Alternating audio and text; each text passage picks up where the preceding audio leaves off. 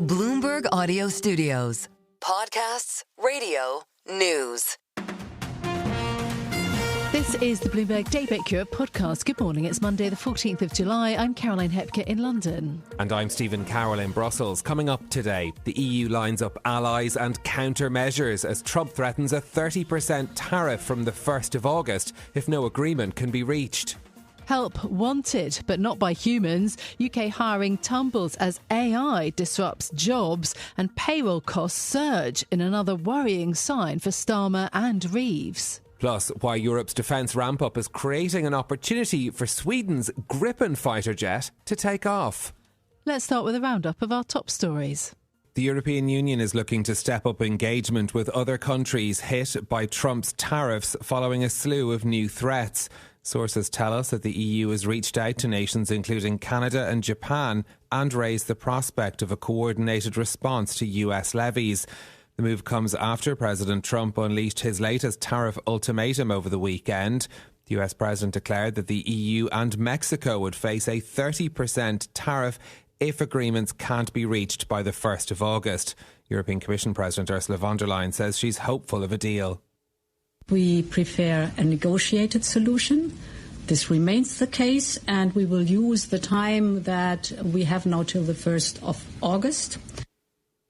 Ursula von der Leyen says the European Union will extend the suspension of trade countermeasures against the US until the start of next month in a bid to secure a deal.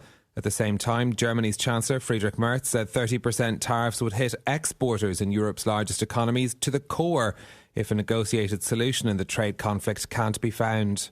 China's export growth has accelerated for the first time since March. Exports rose year on year by a higher than expected 5.8% in June to $325 billion. Bloomberg's Min Lo says the pickup was driven by a reduction in US tariffs and robust demand from key overseas markets.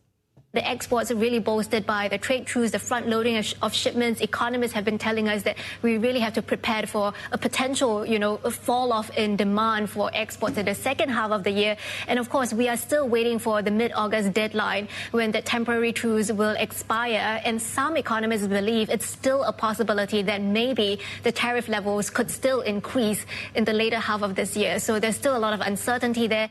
Min Lo speaking there. The US tariffs on Chinese goods have been cut back to around 55%, down from as high as 145% in early April. However, Beijing faces mounting risks from Washington's evolving trade strategy. Treasury Secretary Scott Bessent is expected to meet his Chinese counterpart in the coming weeks. Bloomberg understands that Jane Street has deposited over 48 billion rupees, the equivalent to $564 million, in an escrow account to comply with an order from India's market regulator. It comes after the Securities and Exchange Board of India temporarily banned the trading giant from accessing the local market over allegations of index manipulation. The deposit enables Jane Street to resume trading in India, but sources say the firm does not intend to return to trading in local equity options. While Jane Street has not commented on the latest development, it has previously stated that it strongly rejects the premise and substance of the regulator's order, calling it fundamentally mistaken about its trades. Now, here in the UK, hiring by businesses is down by the most in nearly 2 years, according to data from the consultancy KPMG and the Recruitment and Employment Confederation. The numbers come as employers show signs of dialing back hiring for jobs likely to be affected by artificial intelligence. Bloomberg's Tio Adebayo has more. Online job postings in the UK have dropped 31% in the 3 months to May compared to 2022, according to McKinsey analysis. The decline is being felt most in sectors with the potential to be significantly altered by AI, including areas such as tech and finance. Data shows job postings for these sorts of roles dropped almost twice as much as others. The trend presents another drag on a job market already contending with tax increases and stalling economic growth. In London, Tiwa Adebayo, Bloomberg Radio. Britain has announced a date for the state visit from US President Donald Trump. The country will host the American leader from the 17th of September after Prime Minister Keir Starmer invited Trump for a rare second visit. Bloomberg's James Wilcock has more. flattery can get you a long way. In Britain's case, flattery seems to have helped Keir Starmer secure a 20 percentage point lower tariff rate than that of the EU, which would be a major coup if it holds. And global leaders admit to taking notes from this moment. Can I present a letter from the King to you? Thank you very much. Oh, that's well, that is really nice. A very special letter. I think the last state visit was a tremendous success. It was. His Majesty the King wants to make this even better than that. So this is truly historic. An unprecedented second state visit, and he wants to. So can Starmer perform a second flourish and lever the UK's pageantry industry into real gains on trade and security from the US leader? In London, James Woolcock, Bloomberg Radio. President Donald Trump says that the US will send more Patriot air defence batteries to Ukraine as long as Europe pays. The move is a change of heart for the US leader, who had argued that sending more arms would delay any peace deal. Ukraine had been receiving US weapons, but only with money remaining from Joe Biden's time in office. President Trump says that he won't be footing the bill for the new deliveries. I haven't agreed on the number yet, but they're going to have some, because they do need protection. But the European Union is paying for it. We're not paying anything for it, but we will send it. It'll be business for us, and we will send them Patriots, which they desperately need. The president added that he is very disappointed with Russian President Vladimir Putin. NATO chief Mark Rutte is scheduled to meet with Trump later today, as Axios reports that Trump will announce a new plan for Ukraine that also includes offensive weapons. And in sports news, Yannick Sinner has captured his first Wimbledon title after defeating the defending champion Carlos Alcaraz in 4 sets. Speaking after the match, the Italian world number one acknowledged the challenges he's faced this year.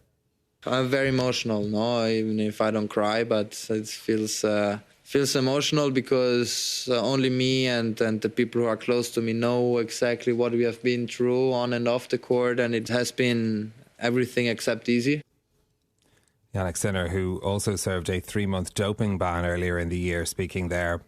Elsewhere, Chelsea clinched the Football Club World Cup title, beating Paris Saint-Germain 3-0 in the final. The London side were presented with the trophy by US President Donald Trump at the MetLife Stadium in New Jersey. Those are our top stories for you this morning. Let's have a look at markets where stock futures are tumbling right now for Europe, down by 0.5% for the US stocks 50 futures. Real concerns around President Trump's tariff threat of 30% against Europe. S&P 500 E-mini futures also nursing some declines, down 0.4 this morning. Looking at the euro, marginally lower against the dollar, down about 0.1% for the euro, 116.75. The Mexican peso is also down 0.2 against the dollar because it's another country in the sights of President Trump with tariffs. Asian equities are mixed. You've got the topics up, the Kospi also seeing some gains, but we've had some declines, for example, for the Taiwanese stock market. Looking at Treasury yields hovering around 441. The only other really big notable move, again, is in Bitcoin, $121,000. So has broken through another record high for Bitcoin. Those are the markets, Stephen. In a moment, we'll bring you the latest on the US-EU trade moves, plus why Sweden's fighter jet industry could be poised for takeoff. But another story we've been reading this morning from our opinion columnist Howard Choi-Won, who has been writing about getting healthy again while a little bit older. At 66, I decided to get healthy again, is the essay that he's written for Bloomberg's Weekend edition. With some interesting, I mean, we like to feature Howard's writing a lot because he writes beautifully and in a very sort of relatable way about some of the kind of challenges he's had, like taking up running in his 60s again. He gave it up earlier because of an injury as well. And he's kind of talking about the challenges of trying to be as active as possible, while also not compromising entirely on the things that he enjoys in life, like eating out. Yeah, absolutely. He's a bon vivant. He just is such a great writer. Also, that he often goes back to, ancient texts, which I just love. He brings up lots of kind of Roman writers, and he's got all sorts of interesting quotes that he includes and kind of philosophical thinking. But it was based on science, because he was looking at this recent scientific study that anybody who might be a little bit older had probably spotted, which is that apparently we age at certain points. It doesn't sort of happen gradually, but at around the age of 44 and around the age of 60, you can kind of age quite rapidly. So he was trying to reverse that It's the tide. and just like that effect, and just like that, you're feeling much older than perhaps you were last week or the week before. There's great advice in there, though, from Howard too. And essentially, a lot of it just comes down to don't give up, and doing a little is better than doing nothing at all. We'll put a link to the piece in our show notes. It's a great read this morning. Now, let's bring you more on our top story. So the EU is preparing to step up contacts with the likes of Canada and Japan after Donald Trump threatened to impose tariffs of 30% on its exports. EU trade ministers are meeting in Brussels today to discuss the latest. Our Brussels bureau chief, Suzanne Lynch, is joining us now for more. Suzanne, good morning. What do we know about the latest steps that the EU is planning? Is this about trying to form alliances against the US?